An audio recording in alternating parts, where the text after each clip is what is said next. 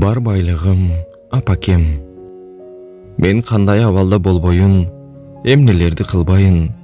Сенин жүрөгүң бул жарыкты таштап кетмейинче, жалгыз гана сенин сүйүүң мени таштабайт да өзгөрбөйт. Кызыл эт кезимден көзүңдүн карегиндей сактап, тагдырдын жааган жамгырынан тоскон кол чатыр, ысыгынан калкалаган көлөкө болдум. Ыйласам, үнүм жүрөгүңдө, күлсөм, күлкүм көзүңдө болду, апаке.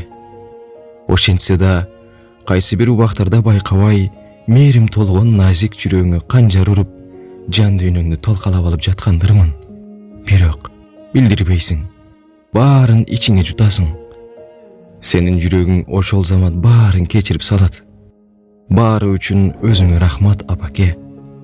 Болгон мээримиңди, сүйүүңдү, алы күчүңдү жумшаган бактылуу балалык жылдарым үчүн, түйшүктүү ооруган күндөрүм үчүн, бүтүндөй дүйнөңдү мага курман кылгандыгың үчүн.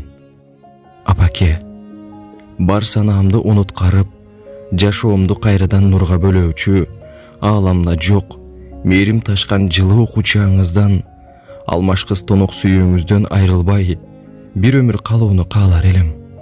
Бирок бул менин колумда эмес.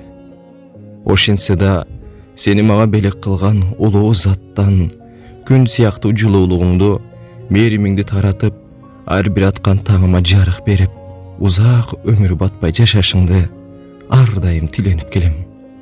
Апаке, баары үчүн сизге рахмат.